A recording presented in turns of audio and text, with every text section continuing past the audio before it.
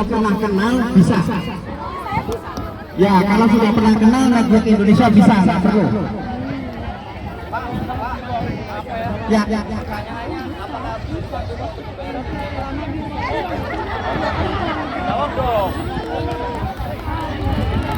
Penting itu. Oke. Arahan Pak Dubes dan Pak Konjen dibantu dengan doa. Yang nanya, aminkan. Pak Dubes, Pak Konjen, ini langsung banyak yang bertanya, nggak apa-apa ya Pak ya, izin. Gimana pertanyaannya Pak? Ya, kalau paling gampang ke website Bea dan Cukai registrasi email. Itu sebelum pulang, sebelum terbang. Jadi nanti registrasi di situ intinya masukkan harga handphone kita, perkiraannya berapa. Jadi ya kalau baru ya cari yang harga baru, tapi kalau udah dipakai agak lama ya harga, istilahnya harga wajar sekarang. Di situ nanti dimasukkan nomor seri email kita, kan bisa pakai kode bintang, misalnya apa, ketahuan emailnya, itu dimasukkan ke dalam sistem. Kemudian nanti dapat barcode, itu dicetak. Nah nanti pada saat kita landing di airport Jakarta rata-rata langsung datang ke Bea Cukai, daftarkan itu. Nah kalau kita sebagai penumpang itu nilai yang kita masukkan tadi dikurangi 500 US dollar dulu. Jadi kalau nilai handphone yang kita masukkan kurang dari 500 US dollar atau kurang lebih 7 juta dengan kurs 14.000 itu gratis, gampangnya gitu. Tapi kalau lebih dari 7 juta selisihnya itu yang dikenakan pajak. Tadi kita bantu dengan doa untuk pembayarannya ya Bapak Ibu ya. Baik. Kemudian satu hal lagi, kalau tadi kan handphone sebagai barang bawaan penumpang, kita memang bepergian ya. Tapi kalau sebagai barang pindahan, ingat barang pindahan, artinya kita sudah selesai di luar negeri. Itu bisa sebagai bagian dari barang pindahan. Itu setiap pribadi berhak membawa maksimal 2 dan tidak kena bea masuk ataupun pajak. Jadi memang fasilitas sebagai barang pindahan karena kita sudah selesai di luar negeri.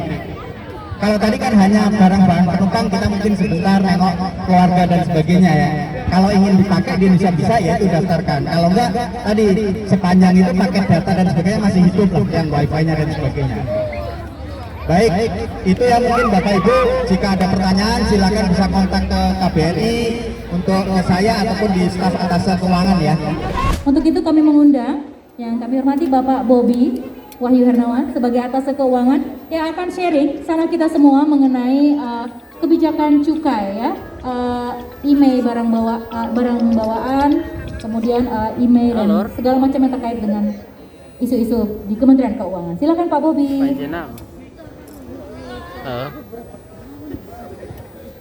Kajirawa tuh. Iya. Nah. Ya. Assalamualaikum warahmatullahi wabarakatuh. Kadang. Yang terhormat Bapak Dubes dan Ibu Dubes, Bapak Ibu semua masyarakat Indonesia yang hadir pada kesempatan hari ini. Mohon izin apabila tadi sudah ada pesan sponsor yang tadi ada di sebelah kiri ada 2 kargo dan juga ada Sari Rasa dan bazar-bazar yang lain. Kami juga izin menyampaikan pesan sponsor dari pemerintah Republik Indonesia. Mohon izin waktunya sebentar. Jadi Bapak dan Ibu, sebagaimana yang sering kami sampaikan terkait dengan kebijakan registrasi IMEI HP. Mungkin bagi Bapak dan Ibu yang sudah sangat familiar, izinkan untuk mengulang secara cepat saja tentang registrasi IMEI HP. Jadi Bapak dan Ibu, mulai September 2020 tahun yang lalu, pemerintah Republik Indonesia memberlakukan bahwa handphone yang dibeli di luar negeri dan belum pernah terregistrasi IMEI-nya di dalam negeri tidak akan bisa dipakai, khususnya untuk yang selulernya, artinya untuk telepon dan SMS-nya. Kalau data melalui wifi, internet bisa. Jadi mungkin Bapak Ibu sudah mendengar masalah topik IMEI HP harus registrasi. Mungkin secara cepat seperti ini Bapak Ibu. Jadi apabila Bapak Ibu beli handphone di luar negeri dan memang setelah tanggal September 2020 itu pasti tidak bisa dipakai di Indonesia kecuali sudah diregistrasi. Sehingga Bapak Ibu yang membeli handphone dari luar negeri dan ingin dapat dipakai di dalam negeri, mohon registrasi dulu.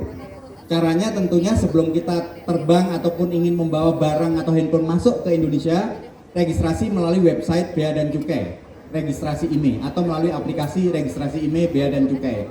Jadi intinya sebelum terbang registrasikan, kemudian akan dapat barcode. Kira-kira pada saat kita meregistrasi untuk membawa handphone itu masuk ke Indonesia, kita harus memasukkan misalnya kira-kira nilai handphone berapa. Tentunya kalau baru ya kita isi harga barunya. Kalaupun sudah misalnya bekas sudah kita pakai, cari nominal atau rujukan di iklan-iklan atau di harga pasar wajarnya. Itu harus diisi, kemudian nomor IMEI dan sebagainya. Nanti setelah isi itu lengkap di website ataupun melalui aplikasi akan dapat QR code, itu yang harus dibawa, bisa di print ataupun dalam handphone itu sendiri. Jadi ini yang akan menjadi nanti pada saat kita landing di Indonesia, kita tunjukkan kepada petugas Bea dan Cukai atau pada pos Bea dan Cukai untuk kita daftarkan, untuk kita registrasikan IMEI HP tersebut. Jadi itu sebelum terbang kalau bisa ya Bapak Ibu ya. Kalau memang kita ingin HP itu bisa dipakai di Indonesia, misalnya kemudian HP itu kita tinggal buat sanak saudara kita, orang tua kita dan sebagainya. Tapi kalau memang mungkin hanya temporer, 1 bulan, 2 bulan, pilihan kita mau registrasi sekarang atau nanti jika memang benar-benar HP itu ingin dipakai di Indonesia. Jadi artinya pada saat kita ke Indonesia HP itu hanya dipakai adalah non seluler ya. Misalnya hanya pakai datanya atau internet saja, tidak bisa telepon, tidak bisa SMS. Pilihan lain bagi misalnya turis atau teman-teman kita dari luar negeri yang ke Indonesia, misalnya kan dia memang orang luar negeri ya, dia bisa minta SIM card sementara 90 hari sebagai turis atau pelancong. Itu bisa dimintakan pada gerai-gerai yang ada sebagai apa, misalnya gerai-gerai penyedia SIM cardnya. Kemudian untuk saat ini pada saat terjadi karantina karena memang kondisi COVID di Indonesia, registrasi atau barcode tadi tidak bisa dibawa langsung ke pos Bea Cukai yang ada di bandara, sehingga kita memang harus karantina terlebih dahulu. Jadi memang jangan memaksa apabila kita pulang ke Indonesia ingin registrasi bisa langsung. Pasti petugas Bea Cukai akan meminta bukti bahwa kita sudah karantina. Artinya kita lakukan karantina sesuai ketentuan. Setelah karantina biasa kita udah ada bukti rilis dari kantor karantina, baru langsung dalam 3 hari ke kantor Bea Cukai terdekat. Bisa balik ke bandara ataupun ke kantor Bea Cukai terdekat untuk registrasi IMEI. Kenapa ini sangat penting untuk segera registrasi jika memang kita intensinya meregistrasikan? Karena jika kita sebagai penumpang langsung registrasi itu mendapat pengurangan 500 US dollar atas barang-barang bawaan kita. Kalau dikurskan sekitar kurang lebih mungkin 14 juta rupiah. Itu menjadi pengurang sebelum kita kena bea masuk dan pajak dalam rangka impor lainnya. Jika nilai HP yang kita masukkan tadi kurang dari 14 juta rupiah atau kurang lebih 500 US dollar, artinya kita tidak harus bayar bea masuk dan pajak, tapi HP kita bisa digunakan. Tapi kalau di atas itu nilainya, tentunya nilai yang di atas itu dikenakan bea masuk dan pajak dalam rangka impor. Demikian Bapak Ibu untuk registrasi IMEI. Mungkin secara cepat mohon izin Pak Dubes, Bapak Ibu semua kalau ada pertanyaan, karena waktu dari panitia kurang lebih 5-10 menit. Saya kira mungkin itu, nanti kalau masih ada pertanyaan bisa japri ke kami atau ke teman-teman lain di KBRI untuk ditanyakan.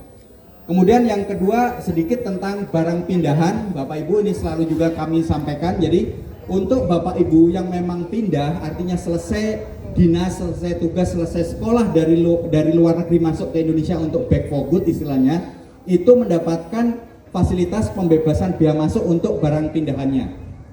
Apa yang dimaksud barang pindahan? Sesuai namanya, barang pindahan adalah karena kita setelah selesai melakukan suatu pekerjaan ataupun sekolah di luar negeri, kita kembali ke Indonesia, adalah barang-barang yang kita pakai sehari-hari dalam keperluan rumah tangga, barang pindahan.